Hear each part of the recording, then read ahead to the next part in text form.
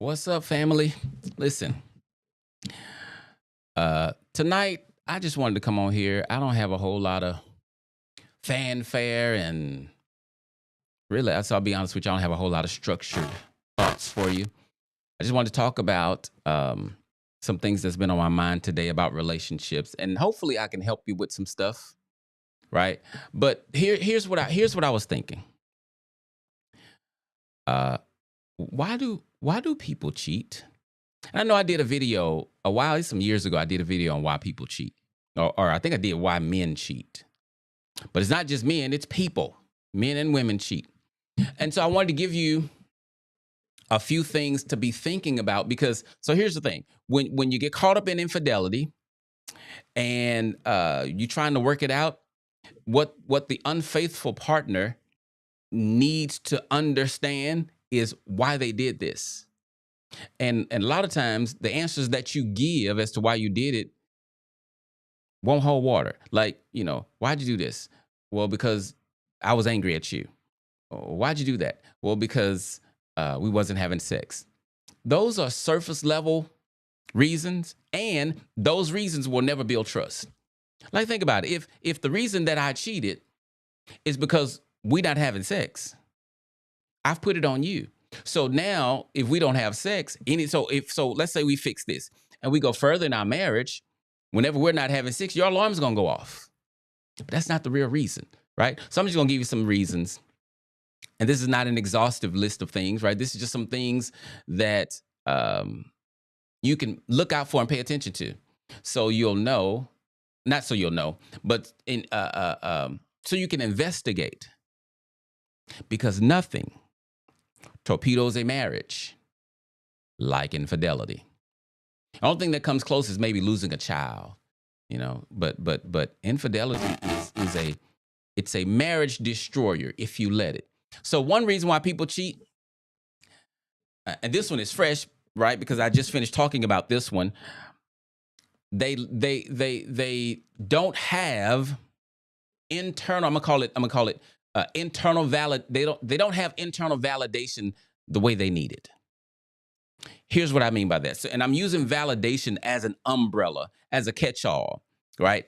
Belief that I'm not good enough, belief that I'm not lovable, belief that I'm a good husband, I'm a good wife, I'm a good parent, I'm a good person, um, belief that I'm attractive, whatever, wherever your deficiency is, looking for outside validation for that because you don't believe it yourself, that can make you vulnerable for the enemy coming in and tricking you. And let me say this about the enemy and the enemy coming in and tricking you.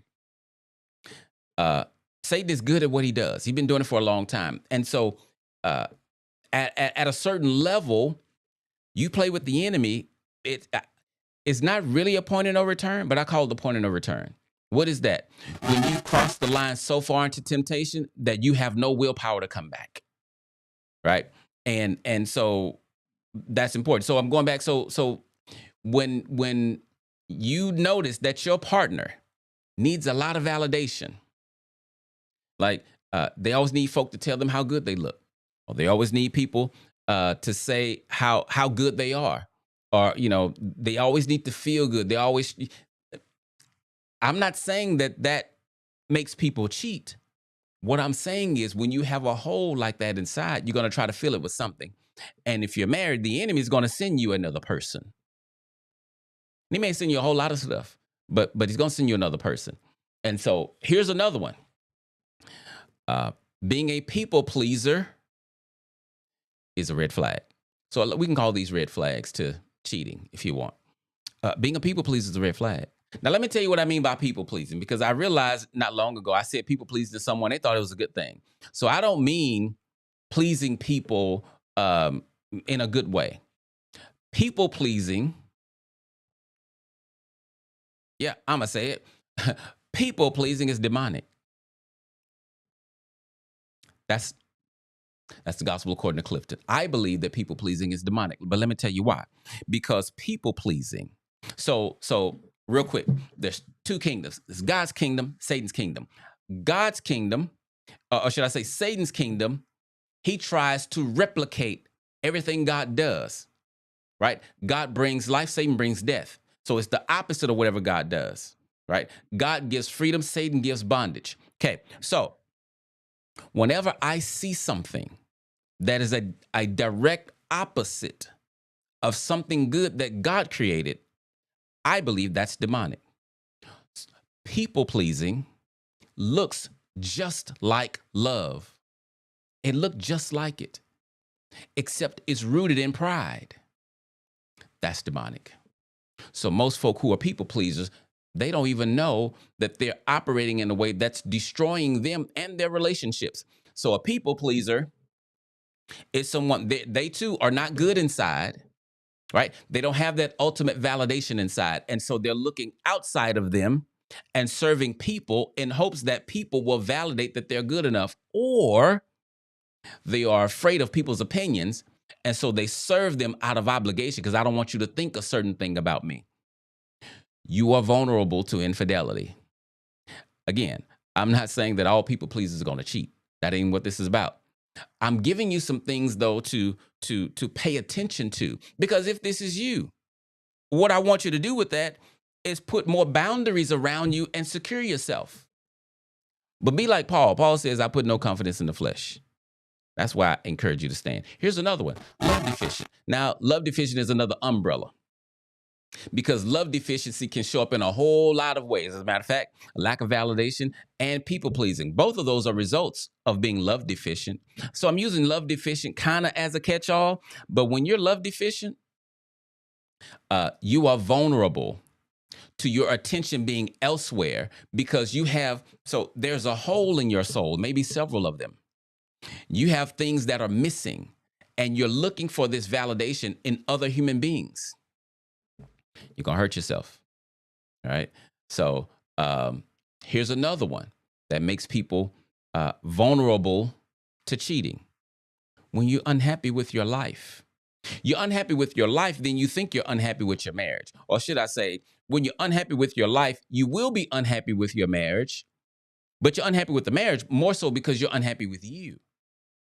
And so because your partner doesn't have the power to give you happiness, you're going to blame them. If I wasn't in this marriage or if I wasn't in this relationship, I would be more happy. It's not true, but you think that. And so now the door is open for somebody else to come in and say, hey, you're an amazing person, and you light up like a Christmas tree. And then there you go. My point is this: if you are unhappy, be careful. If you have an unhappy partner, be careful, right? I'm not saying it's inevitable, but be careful.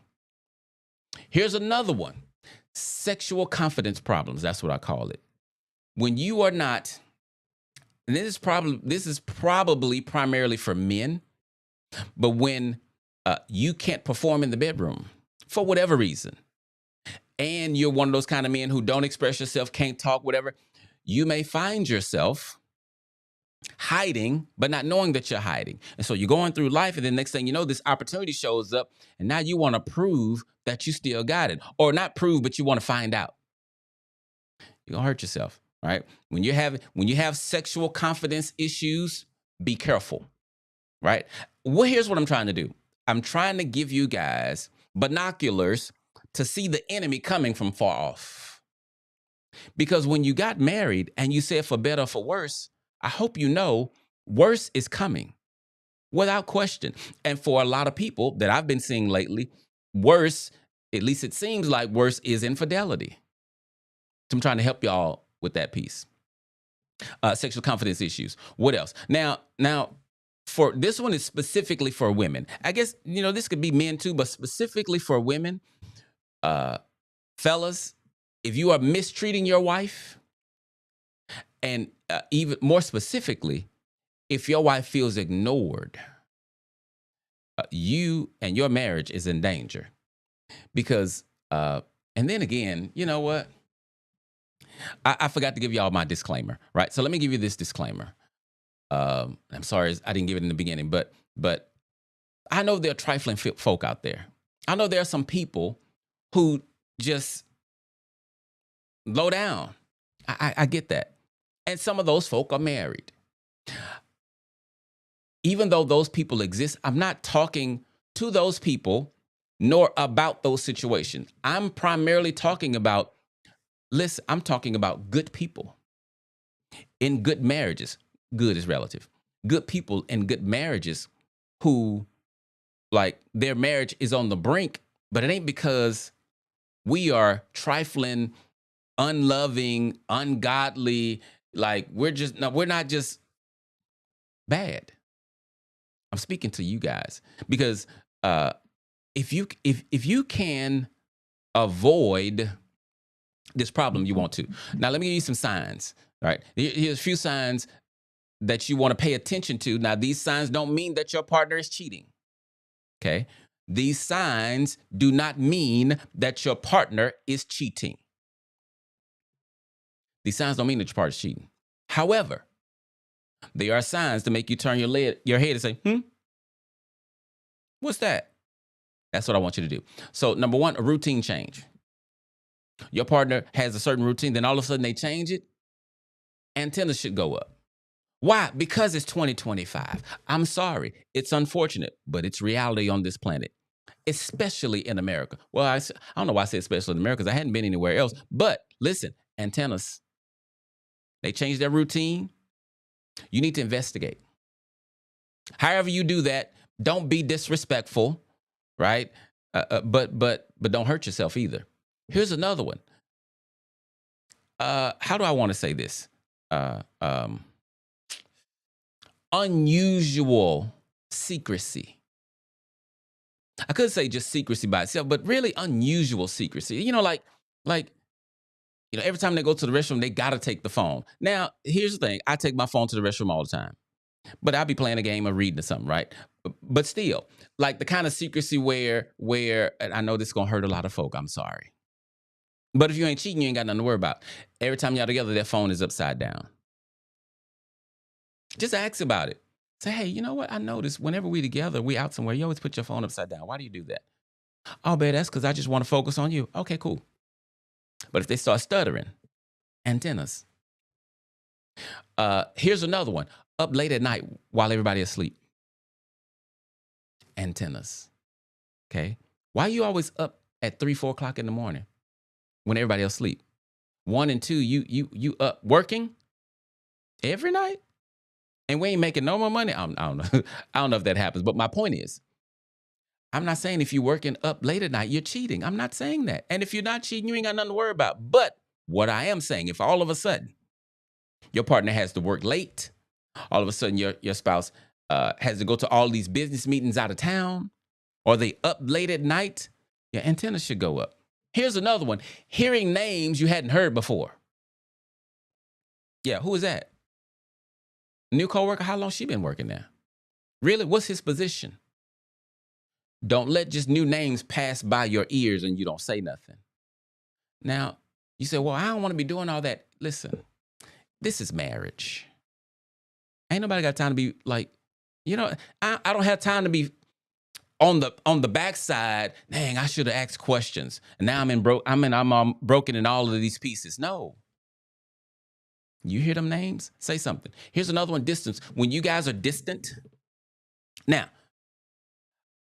most marriages, well, I think I'm confident to say all marriages, at some point or another, go through seasons of distance. You know what I'm saying?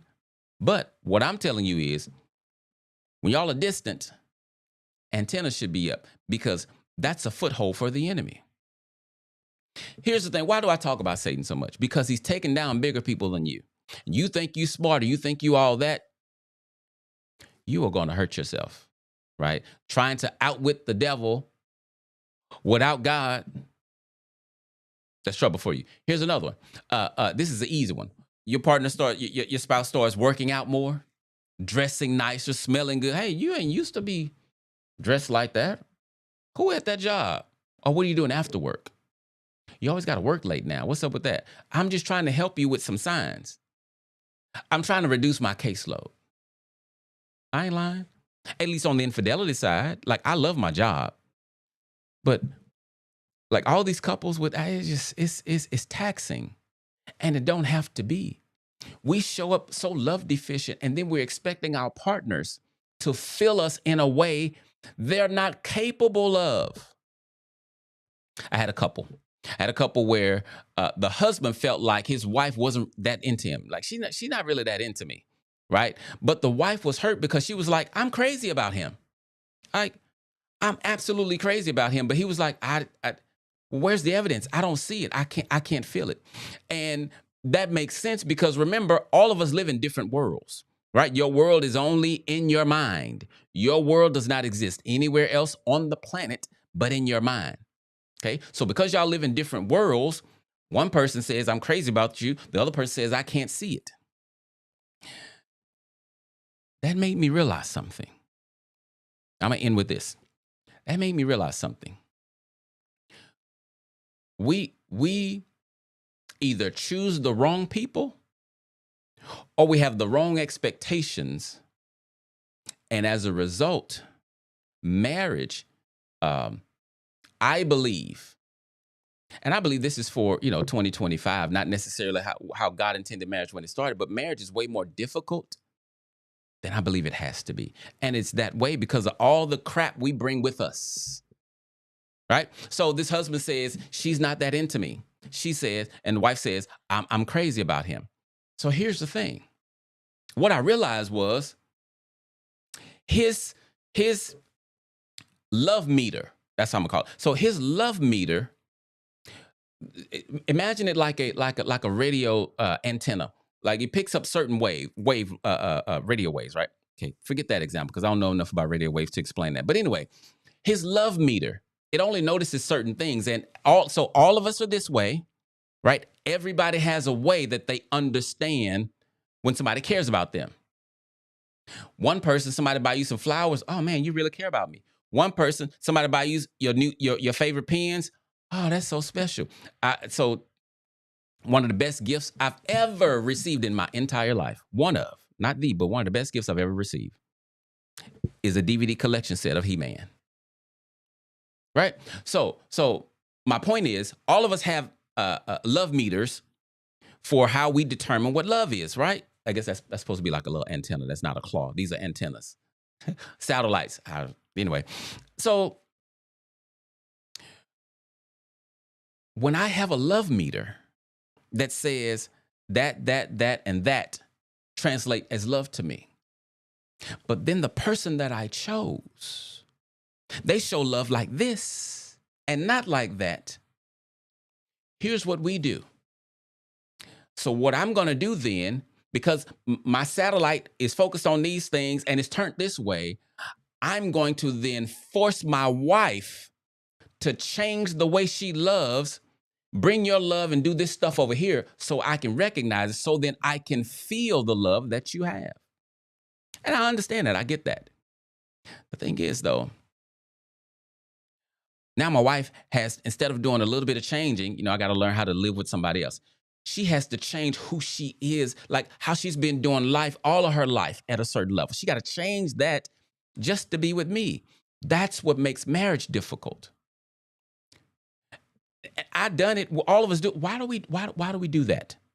Right? Why do we make our partner learn to love the way that I need it? And for them to do that, they have to turn into a pretzel. I was thinking this weekend, I'm like, babe, I was talking to my wife.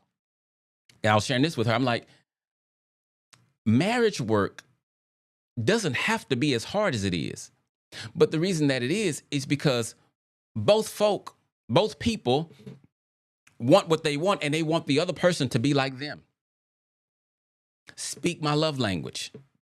This is how you validate. I wasn't expecting my husband to ever say that. I wasn't expecting that from my wife. Where'd you get these expectations from? You brought them with you. It wasn't based on the person you chose.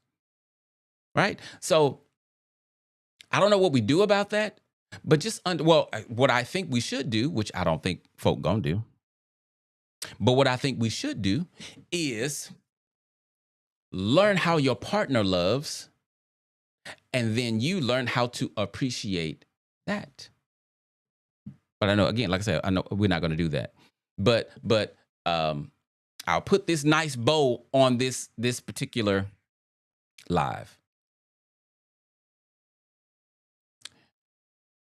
If I think the Bible Paul says this: as much as it depends on you, live at peace with men. As much as it depends on you, live at peace with men. Here's what I'm telling you: as much as it depends on you, avoid infidelity. I am specifically. Actually, no, I'm not. I was going to say I'm specifically talking about sex, but no, I'm talking about all of it. Don't betray your partner because, guys, listen, you don't want the heat and the destruction that comes with violating your marriage. We are only mere mortals. Your partner is not God. All they can use is their mind, their intellect, their past history, and what they see. And if what they see don't make sense because of what you're saying, then they go with what's in their head. And if in their head they have a reason for what you're doing, and that reason paints you as somebody I need to get away from, divorce is in your future. And you might not want that. Okay. So if you feel yourself, you're about to step out, like talk to your spouse or talk to somebody. Or but before that, try to put better boundaries up. Right? Put boundaries around you so you don't do that. And then second part, learn to love differently. Learn to understand your partner's love the way they give it. I'm not saying you can't ask for some tweaks and things like that, but like your spouse really got to be a transformer to be married to you. They really got to be a transformer. Then you probably chose the wrong person. You chose somebody because you like the way they look, you like their swag, you like, their discipline, right? But you don't like the way they do relationships because you ain't know nothing about that. But now that you're married, you should have waited until you saw how they do relationships, because now you're trying to make them change how they've been doing relationships all their life. And now they got to change that just to fit with you. And if you're the one that's changing, then you know what I'm talking about. That don't feel good. I gotta change all of this for you to know that I love you. Man, I hope this was helpful. And like I said, it's not too structured and a whole lot of notes and whatnot. This weekend was the Healing After Infidelity workshop, my second one. It went better than the first one, in my opinion. I thought it was good. I'm gonna do another one in March. I don't have the dates yet, but if you are dealing with infidelity, like you like sign up for the workshop in real life. Okay, I'm not. I didn't get on here to promote that, but anyway, so I did the workshop this weekend, and as I'm going back through my notes and stuff, and just the stories that I hear. As a matter of fact, the story I heard a new story today. Guys, like when they say the grass looks greener, you can go with that or whatever, but it is true. It's not greener, or if it is, it's astroturf. That is a trick. That is a trick of the enemy. You can make it in the marriage that you're in. And if you've broken the vows, you can recover if you want to. Okay? Make up in your mind to be a better spouse, be a better person. Because the way you have a great marriage is by becoming a great spouse, not wishing you had one. The bulk of marriage work is individual work. So I want you to do the work to work on you. All right? Y'all take care.